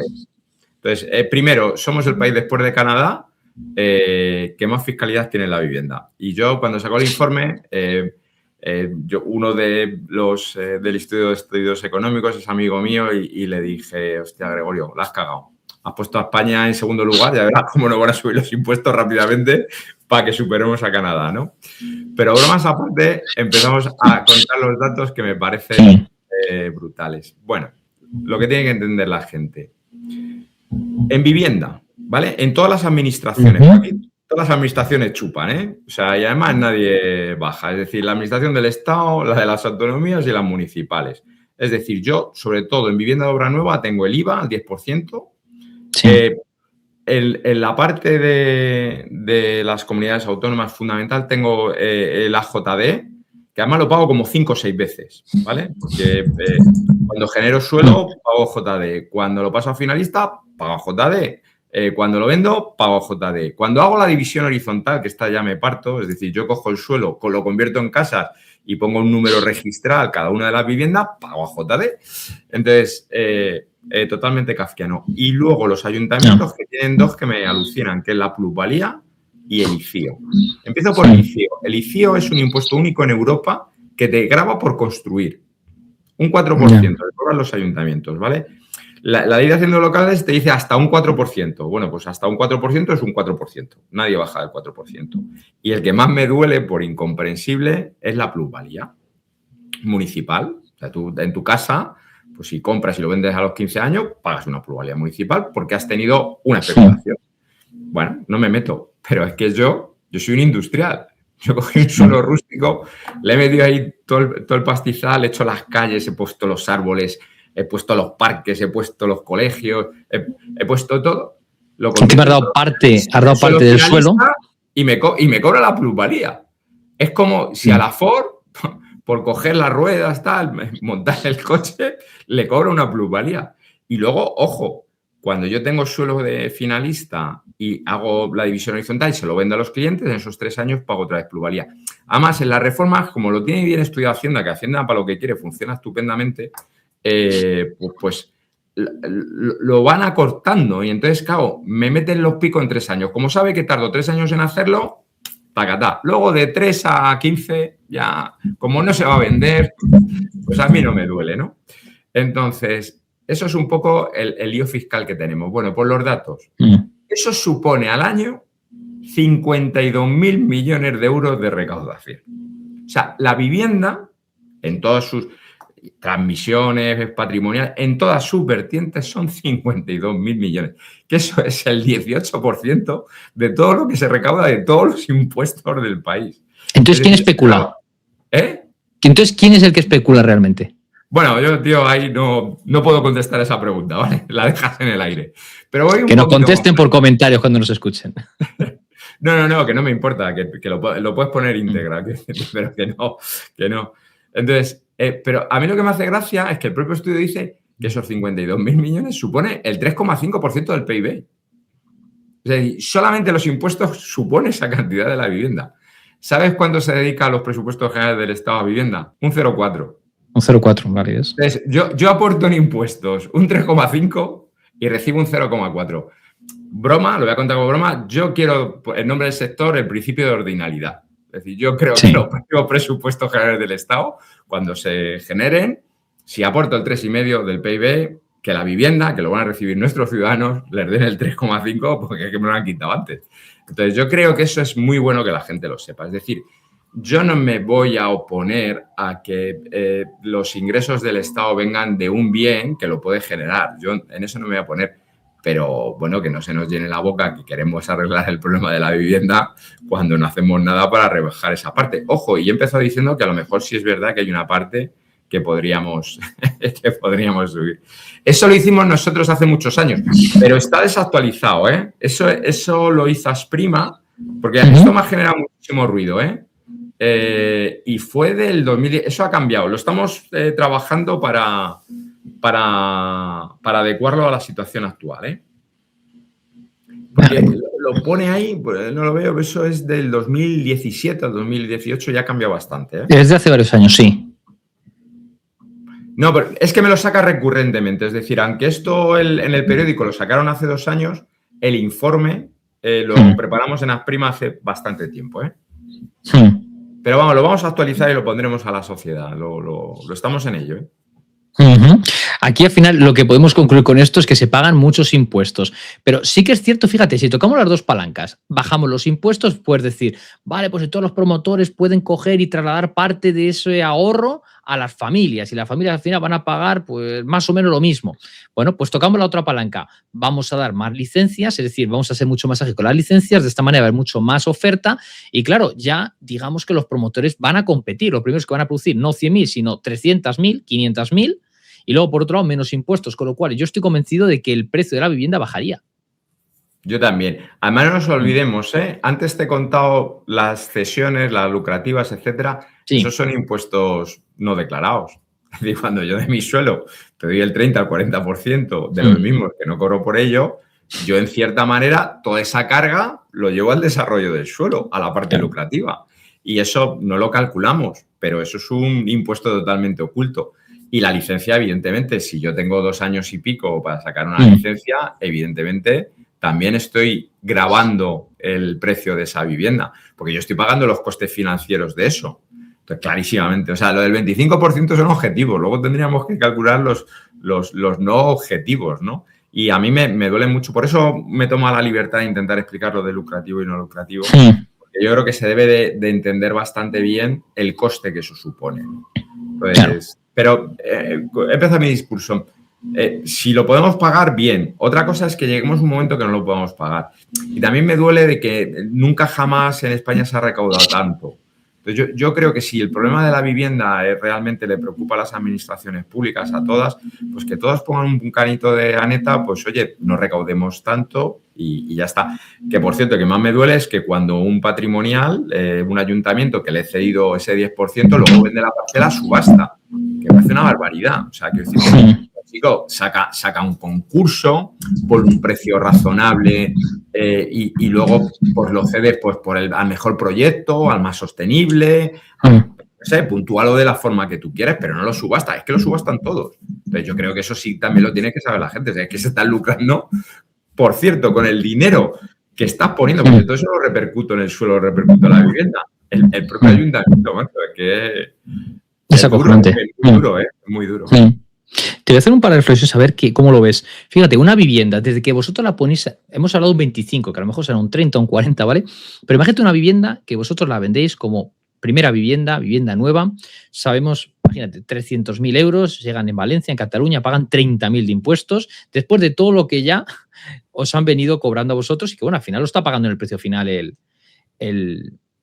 el comprador, ¿no? Que, ojo, es todo esto que es un agregado de impuesto más IVA, vas a imponer más IVA, y llega un momento, más plusvalía, más tal, al final estás pagando de todo eso que has pagado de impuestos más un 10%. Es una brutalidad. Por eso yo pienso que al final, tranquilamente, podemos acercarnos al 40%, y diría incluso el 50%.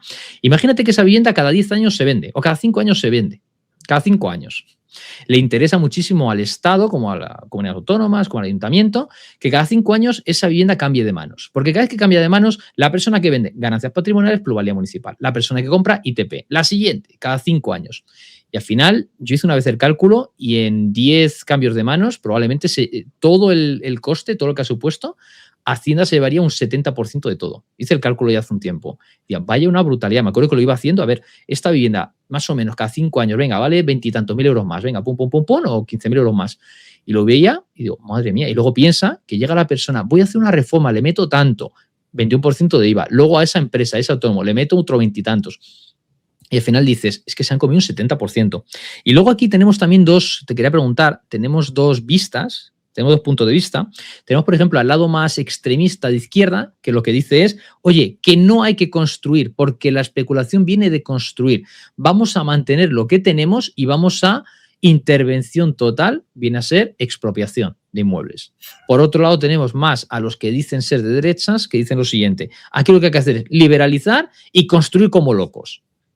Entonces, ¿cuál es de las dos? Porque uno te dice, queremos quedarnos en la escasez. A ver, a mí hay cosas que el lenguaje nunca es inocente y es generativo. Es decir, el lenguaje no es descriptivo, es generativo.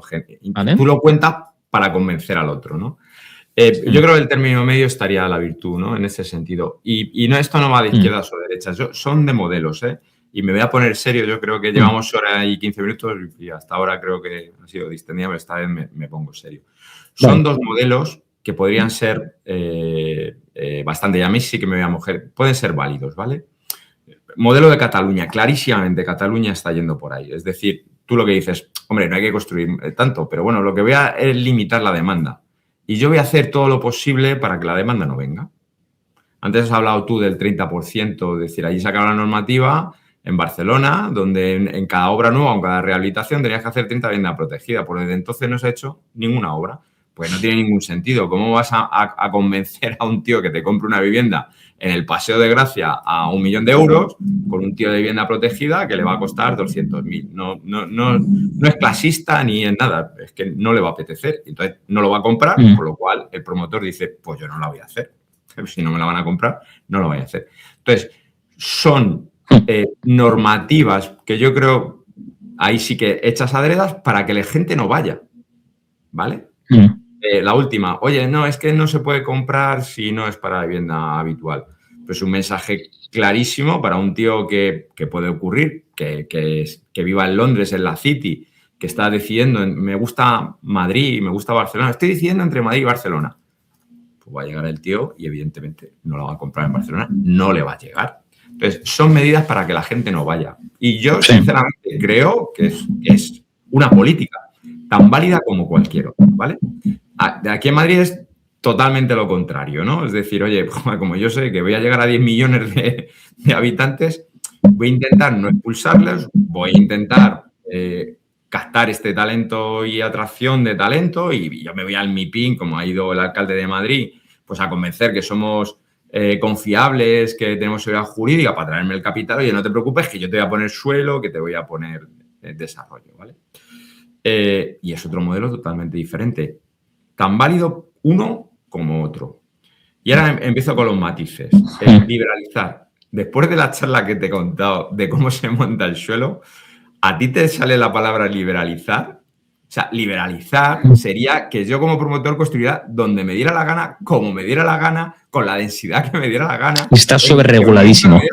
Entonces, cuando alguien dice liberalizar, es que no tiene ni idea de cómo se desarrolla el suelo. Pero si somos los más regulados del mundo. Y fíjate que en mi charla en ningún momento lo he puesto en solfa. En ningún momento he dicho que no deba ser así. Que es que hay países, en Nueva York, tú tienes los derechos de vuelo. Entonces, tú compras un solar, lo tiras, o sea, esto de patrimonio, aquí en Madrid es imposible tirar un edificio, todos están protegidos. Entonces, pues, allí lo tiran y tiran para arriba lo que les dé la gana. Y va al ayuntamiento y le dice, ¿cuántas plantas hace? Me lo invento, 100 y pico. Hostia, 100 y pico, derecho de vuelo, tienes que pagar tantos impuestos, o sea, las dotaciones, esto me va a generar tanto colegio. Y le dice, me tienes que pagar tanto. Y el tío llega, lo paga. O sea, es que no tiene que ceder ni suelo para los colegios y tira para adelante. Hay muchos países, Brasil, funcionan de esta manera.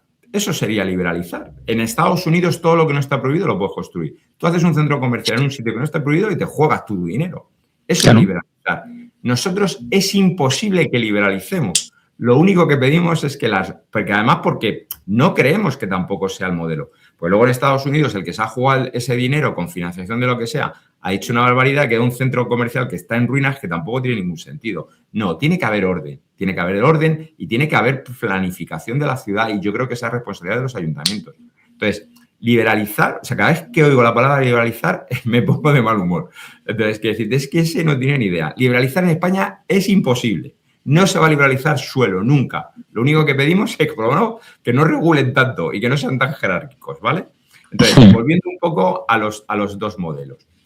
¿Cuál yo creo que va a tener éxito? Y esta es la reflexión y por eso me pongo serio. En una tendencia donde los 8.000 millones de personas que somos van a vivir el 80, el 90% en las ciudades, creo que es mejor trabajar en un modelo donde atraigas talento, ¿vale? Con lo cual entiendo que el modelo adecuado es generar mucha más oferta, porque habrá ciudades ganadoras y ciudades perdedoras. Cuando tú metes 10 millones de habitantes o 11, atraes capital, atraes inversión, atraes talento, todo irá mejor. Es decir, habrá mejores restaurantes, mayor cultura, mejor ocio, más servicios, más dotaciones, contra las políticas donde has expulsado la demanda. No habrá gente, no habrá dinero, las casas se caerán. Quien haya visto Lisboa en los años 90... puede ser que sea Barcelona de los años 2040, porque no va a haber ese capital para hacerlo. Es una opinión muy, muy personal. Sí. Me da una pena enorme que en esos dos modelos que son antagónicos, alguno ganará y alguno perderá. Y yo considero que cada vez habrá muchísima más brecha entre Madrid y Barcelona, porque será Madrid una capital que atraerá ese talento y Barcelona lo despedirá, cuando ha sido al revés. Es decir, si muy probablemente en los años 80, 90, pues la cultura tal estaba muchísimo... Está mejor en Barcelona. Y creo que no es bueno para nadie, porque yo creo que España debería de tener como 4 o 5 grandes centros de polo y atracción. Y yo creo que Barcelona con sus políticas se va a quedar fuera, pero es una opinión muy personal de Jorge Ginés, no de Asprima, eso sácalo. Y bueno, oye, es una cosa que han decidido los ciudadanos, y ni una es buena ni es mala. Yo tiro por la que yo creo que estamos tomando aquí en Madrid, pero a lo mejor nos hemos equivocado nosotros y si no lo hacemos bien, generar una megalópolis de 10 millones sin infraestructura, a lo mejor lo que los pasamos somos mal nosotros. Si nosotros tenemos que trabajar y es una responsabilidad de que demos las infraestructuras suficientes, no solamente de vivienda, de transporte, de sanidad, de educación, de todas esas cosas para que 10 millones vivan con calidad de vida. Justo. No, muy bien hablado, me ha gustado y también comparto contigo lo de Barcelona. A ver, yo siempre he dicho que lo de Barcelona pudiera ser, y aquí hablamos de teoría de la conspiración, ¿vale? Pero también estamos viendo como cada vez más cosas que gente decía hace unos años, que bueno, eran los loquitos, pues parece que se van cumpliendo, ¿no? Y al final, Barcelona tiene muchos atractivos de muchos puntos de vista, ¿verdad? También industrial, también turístico, también en cuanto a real estate, por supuestísimo. El problema es el siguiente, vemos cómo el ayuntamiento está haciéndose con activos, porque lo hemos visto, se hace con activos que al final lo compra con dinero público y luego al final le saca, si tú calculas la rentabilidad, le está sacando un 1%, un 0,5%. Y dices, ¿me está diciendo que con mi dinero, el dinero que yo pago con mis impuestos municipales, lo que haces es comprar un inmueble que al final tienes un 0,5% neto? ¿Me estás diciendo que necesitas 200 años netos para que esta inversión sea por lo menos neutra? Por eso al final no me gusta cómo trata, como has dicho. ¿El dinero público es necesario? Sí, si se gestiona bien. ¿Qué hace falta control? Muchísimo control. Haría mucho más falta control en el tema del gasto público, mucho más que en cómo se está sobreregulando, por ejemplo, el inmobiliario. Totalmente. Cuando hablamos de regulación, es control. Pero en todo caso, ahí quien se debería de quejar o quien debería de opinar serían los barceloneses, no nosotros en este caso. Ya, pero el problema es cuando veas las barbas de tu vecino quemar, echas tuyas a remojar. Hemos empezado con Barcelona. Eso es lo que nosotros que se viene para Madrid o otras ciudades. Es el problema. Eso es lo que nosotros tenemos que pelear a través de divulgación y, como digo yo, mucha evangelización, pues para que la gente un poco se dé cuenta y, oye, que nuestro modelo evidentemente no va a ser perfecto. No es perfecto. Y ojo, atraer tanto talento... Es verdad que tiene sus problemas. Nosotros lo explicamos muy bien. Es decir, viene en cascada. Es decir, y aquí en Madrid se ve claro. Es decir, en el barrio Salamanca ya no compra un español. Es decir, porque lo que sea, los 30.000 euros metro cuadrado, lo que sea, los 40.000 que llegamos, ya no lo podremos comprar. Y lo comprará gente que es multimillonaria, ¿vale? Entonces eso expulsará y hará que la gente de Madrid que quiera vivir en el centro se vaya al barrio de La Estrella. Y la clase media que vive al barrio de La Estrella se vaya a vivir a los estes del sureste. Y el del sureste, evidentemente, pues hará viviendo mucho más lejos. Entonces, es una consecuencia de otras cosas que son muy positivas, porque yo quiero decirte, la gente que son... Yo soy gato. Yo creo que nunca, y tengo cierta edad, tengo 57 años, yo creo que nunca he visto un Madrid tan alegre, tan dinámico pero tiene sus cosas malas. Y un crecimiento totalmente desordenado creo que sería nefasto. Porque todos estos que contamos de los ricos que tenemos, claro, también le tienen que dar los servicios. Ojo, y el tío que viva en Getafe, que es donde vivo yo, que le da esos servicios, tiene que tener la misma calidad de vida. No va a tener el mismo dinero, pero tiene que tener la misma calidad de vida. Y es una responsabilidad del sector privado de hacer bien las cosas y, por supuesto, de la administración pública que tiene que dotar. Entonces, si nosotros muchas veces hablamos de colaboración público-privada y la colaboración pública-privada pasa por eso, es decir, que tengamos un hilo común, un objetivo común y que cada uno en su parte trabaje por conseguir esos objetivos comunes. ¿Quieres que te diga, Jorge, cuál es mi punto de vista sobre la colaboración público-privada? Tío, pero vamos a ver, si el dinero viene de lo privado, ¿qué colaboración público-privada? Público es por qué. Imagínate, yo te cojo y digo, voy a coger, Jorge, dame 1 millón de euros. Y yo soy el ayuntamiento. Cojo el 1 millón, tú coges ahora, te quedan solamente, pues tenías 3 millones, te quedan 2, y ahora digo, oye, colaboración público-privada, yo que soy ayuntamiento, toma, Jorge, para que construyas 1 millón. Y tú dices, jodido, cachondo, que bueno, me acabo de coger sí me olvidé la broma. Ya escribí un artículo de por qué le llaman colaboración pública-privada si se debería llamar colaboración privada-pública, ¿no? Y luego ha habido algún político que me lo ha recordado. Como dice Jorge, la colaboración tiene que ser privada-pública. Bueno, es un poco tu mismo argumento. Joder, si nosotros ponemos toda la pasta, menos, vamos a llamarle por lo menos colaboración privada-pública.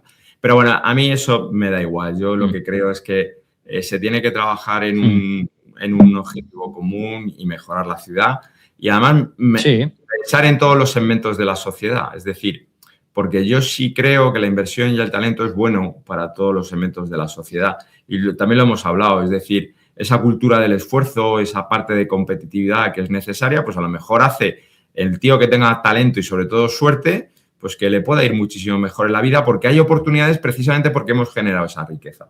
Entonces, bueno, pues yo ese modelo yo creo que es un poco el modelo que tiene la Comunidad de Madrid y los ayuntamientos de Madrid. Y, chico, pues me siento mucho más cómodo defendiendo este modelo que no el que tienen y he puesto el ejemplo clarísimamente de Barcelona, que van por otras vías y, oye, chico, se verá con el tiempo. Es decir, dentro de 20 años, ojalá que podamos tener esa conversación y nos digamos, oye, pues tendríamos razón, nuestro modelo o nos equivocamos. Mira, pues al final Barcelona ha ido muchísimo mejor porque ha tenido otro tipo, porque no ha crecido. Y mira, o sea... O ni Madrid ni Barcelona, los hay que son mucho mejores y que no están ni siquiera inventados, ¿verdad? Que muchas veces sucede eso. Es como lo de Burger King o McDonald's. ¿Cuál coges? Venga, oye, que a lo mejor también puedes coger una ensaladita en un sitio modernito y tal, no hace falta, entiéndeme, café. Pero lo que va a ser una fuerza imparable es que las metrópolis van a crecer. Y nosotros tenemos 4 o 5 polos de inversión que si lo hacen bien ganarán. Madrid ganará, el corredor del Levante, Alicante, Valencia, si lo hacen bien, podrían ser ganadores. Ya el área de Alicante, no sé cómo lo llaman, Alicante, Elche, ya viven casi 800.000 personas, con lo cual unida con unas buenas infraestructuras yo creo que tendrían capacidad. Málaga, sin duda alguna, Costa del Sol podría ser un yo creo que Baleares también lo podrían ser, aunque tiene la limitación del territorio, es un territorio pequeño y como tal tiene una limitación. Y yo creo que si Barcelona, pues a poco que cambiaran un poco de políticas en vivienda y otro tipo de cuestiones, evidentemente lo deberían de ser. Entonces, a mí un inversor de estos de capital, claro, les llaman a los pobrecillos fondo bruto, pero esto es capital core puro y duro, es decir, gestiona el fondo de pensiones de Washington, ¿no? Entonces, ponía de los empleados públicos de Washington. Entonces, se buscan sitios donde tengan rentabilidad muy, muy pequeña, pero que sean muy seguros. Y entonces, él decía, si España es como un gran donus, ¿no? Y claro, yo no le entendía absolutamente nada. Entre mi mal inglés y entonces, claro, Madrid está siendo ese agujero negro de ese donus y alrededor de la costa pueden crecer quien lo haga bien o quien lo haga mal. Y yo lo comparto plenamente, Yo era muy gráfico.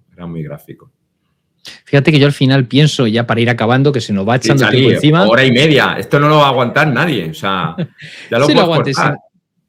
Y si no, a lo mejor hacemos un par de cortes y ya está, que quede por la mitad. Fíjate, cuando criminalizan, dicen los fondos buitre, yo bajo mi punto de vista, muchas veces te dicen, es que los fondos buitre vamos a hacer esto, esto y esto. Y muchas veces esa normativa ellos son capaces de saltársela porque tienen, primero, mucho más músculo financiero, tiene mejor visión, tiene información privilegiada muchas veces. Pero pensemos, muchas veces todo eso que se dice que va contra los fondos buitre, imagínate, fondos buitre, que se ocupe la vivienda del fondo buitre, al final se han estado ocupando las viviendas también de los particulares, ¿verdad? Entonces, al final son muchas veces excusitas, pero que a lo mejor la persona, el pequeño inversor, el que tiene una vivienda, 2 viviendas, 3 viviendas, ese no puede sortear todos esos ataques contra propiedad privada, mientras que ese otro, el fondo de inversión, tiene más músculo financiero y si tiene que vender, paga los impuestos que haya que pagar y se va a otro lado.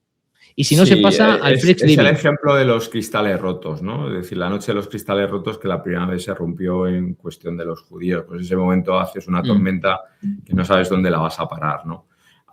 Yo creo, o sea, nosotros como, o sea, en esto Jorge y Asprima están 100% alineados.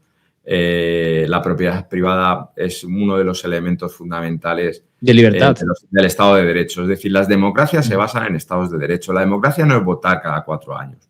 No, la democracia, eso es el medio, no es el fin. La democracia se basa fundamentalmente en el Estado de Derecho.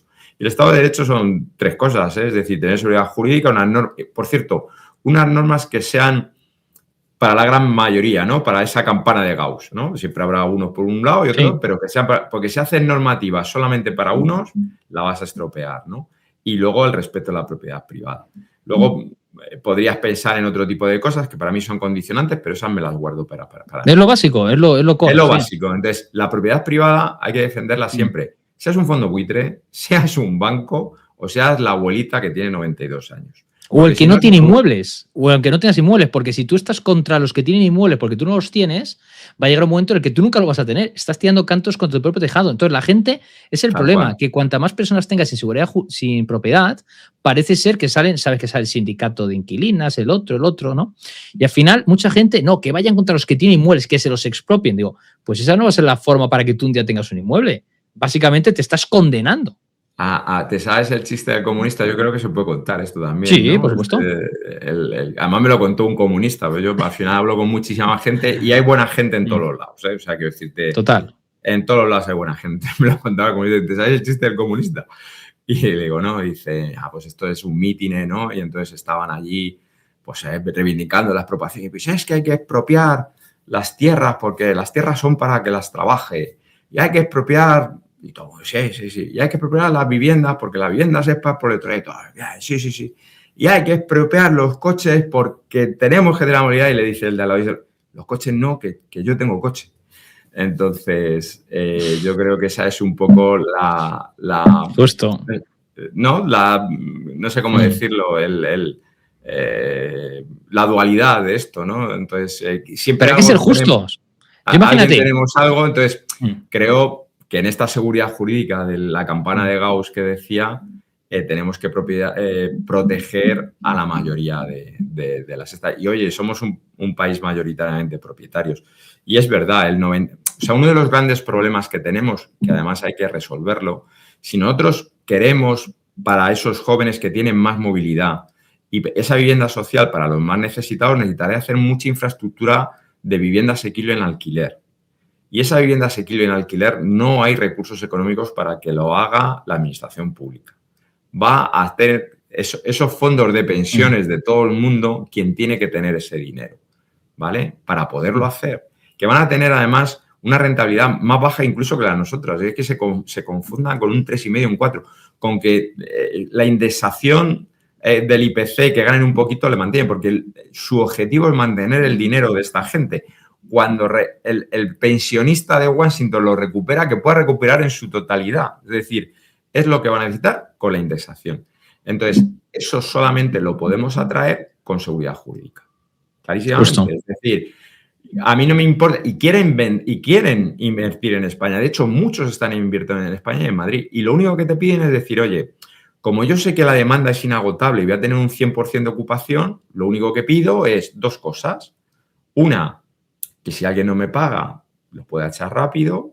2, una fiscalidad un poquito más razonable. Porque no me importa pagar los impuestos aquí, pero sí es verdad que está penalizado, porque no nos olvidemos que el alquiler no tiene IVA. Entonces, todo el proceso que yo hago en la producción, que es el 10%, el 21% de la construcción, yo me lo como. O sea, quiero decirte, y eso hace que sea inviable muchas operaciones. Van con márgenes tan ajustados que aunque quisieran, no pudieran. Entonces, son dos cosas que yo creo que debemos de pensar y que tenemos que trabajar. Y luego, mientras que profesionalizamos, que además será bueno, porque este fondo de pensiones rotarán dentro de 80 o 100 años, pero estarán bien mantenidas, porque cuando se vayan tienen que tener, pues, con la mejor eficiencia energética, la mayor sostenibilidad, que la casa de mi madre, que está en alquilada, pues no lo tengo. Y cualquier propietario, que son el 90 y tantos %. Entonces, si empiezas con uno, es la noche de los cristales rotos y al final acaban yendo con otros. Entonces, creo que es una responsabilidad de todos, además de todos los partidos políticos, no es de izquierdas o de derechas, que eso realmente cale en la sociedad para que no para que no tenga, esto vale, es que como es de un banco, no, eso no puede calar en la sociedad, porque si no, tenemos un problema de sociedad. Y que hemos de tener, ya para finalizar, Jorge, reglas justas, ¿verdad? Y también tener un poquito de principios, porque una persona que por no tener algo, tú imagínate, yo no sé tú, yo no tengo un Ferrari, ¿tú tienes un Ferrari, Jorge? No, que por el momento no, por el momento no lo tenemos. No, y no lo tendré nunca, O sea, no te preocupes que no lo tendré nunca. Pero fíjate, imagínate que decimos, porque como no tenemos un Ferrari, pues que sí, que es propio los Ferraris. Pero es que eso no tiene ningún sentido. Porque llega un momento, como has dicho el chiste, ¿no? No, calla, que yo tengo un coche. No, vamos a ver, tú tienes que respetar un Ferrari igual que tienes que respetar un Seat Panda. Tienes que respetar todo, porque es propiedad privada de ese tío. No, pero como es un Ferrari y el tío tiene pasta, lo típico, eso lo hemos escuchado 1000 veces, ¿no? Que tiene pasta, que se fastidie y la gente arañando coches. No, vamos a ver, no, pero es que ese tiene mejor casa o tiene una casa que yo no tengo.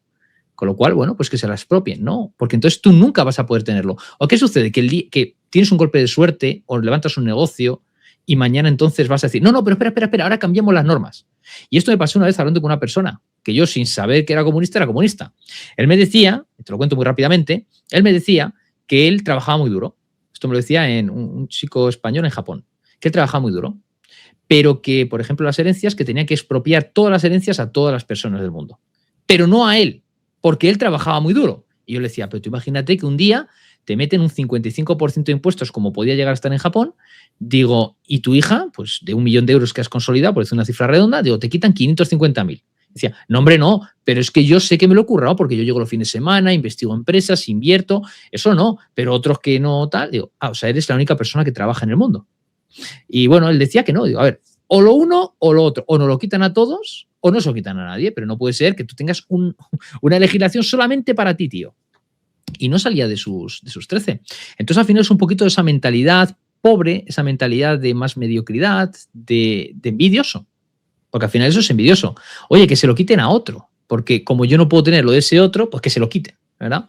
Entonces también hay que trabajar mucho en esa mentalidad. Y en España al final tenemos desde los mismos políticos que lo que hacen es constantemente decir que se expropie. Eso tendría que tener, eso bajo mi punto de vista, es hasta un delito de odio, porque estás diciendo que se quite lo de alguien. ¿Y qué más libertad que la propiedad privada de alguien? Yo creo que vivimos en un país maravilloso y que, o sea, yo quiero decirte, además somos un país súper social, pero sí tenemos una base sólida que no tenemos que perder de gente que se esfuerza todos los días, claro, que tiene esfuerzo y respeto. Del esfuerzo y, por cierto, quiero decirte que defiende un poco la parte de propiedad privada. Entonces, bueno, yo no me quiero meter mucho de izquierda a derecha porque no va a ninguna parte, porque vuelvo a repetir, sí, hablamos...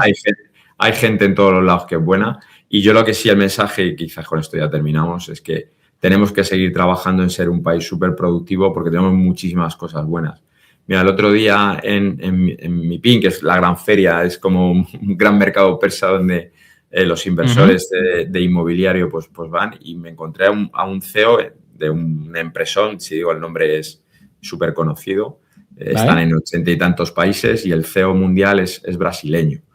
Podría vivir en cualquier parte del mundo. De hecho, la empresa creo que es suiza con el capital americano. Ahora podría vivir en Nueva York, podría vivir en Zurich. Y está en Madrid. Y se ha venido a Madrid. Y él, un poco justificando por qué Madrid, me dijo una cosa que me llamó mucho la atención. Dice, tenéis 8,5 en todo. Es decir, no hay no hay ningún país del mundo o no hay ninguna ciudad del mundo que tenga 8,5, que además me contó el track record que tenía, es que había vivido en 12 o 13 ciudades, es decir, sanidad, 8,5, educación, 8,5, calidad de vida, 8,5, infraestructuras en transporte que me cojo un avión y me puedo ir a cualquier sitio de tal, 8,5, clima, 9,5, es decir, y eso no lo tiene ninguna ciudad del mundo. Entonces, y muy probablemente esto que cuento de Madrid es extrapolable a otras partes. Bueno, pues no lo estropeemos, no tengamos miedo a atraer a todo este capital, porque este señor vive aquí, su familia está viviendo aquí, sus hijos están viviendo aquí, darán de comer a muchísima gente porque tienen capacidad adquisitiva. Serán partes españoles sus hijos, pues se han integrado súper bueno. Sí. Me decía, las relaciones sociales. Yo he vivido en países, tío, donde mis hijos no se relacionaban absolutamente con nadie. Aquí es que en 2 días ya estaban en casa de uno, en casa de otro. Tenían 12 y 14 años. No los veo. Tengo seguridad. Sé que no les va a pasar nada porque están... Bueno, pues todas esas cosas que son tan extraordinarias no las perdamos y que se conviertan en una oportunidad para generar riqueza. Y luego, como somos muy sociales, porque este país es muy social, pues esa riqueza que generemos, pues hombre, no la malgastemos en tontunas, no la malgastemos en que se lo lleve en alguien y que realmente sirva, pues este que no está en la campana de Gauss y que está un poquito más fuera, pues que le ayudemos entre todos, tanto el sector privado como el sector público. Y si eso lo logramos, pues viviremos todavía en un país mejor del que vivimos, con todos los problemillas que tenemos. Así ha sido una charla... Bueno, he tenido de estas muchas, yo hablo con muchos de vosotros, pero 1 y 41 minutos no he estado con nadie, Charlie. O sea, me has aguantado más que nadie, con lo cual te lo agradezco enormemente, tío. Un placer. Jorge Ginés, director de Asprima. Sin más, vamos a dejar también los detalles también en la descripción del vídeo del podcast para que quien quiera contactarte o también con tu departamento de comunicación, que pueda hacerlo. Sin más, Jorge, un placer. Gracias. Y nos vemos a la próxima. Chao, chao. Ha sido un placer. Hasta luego.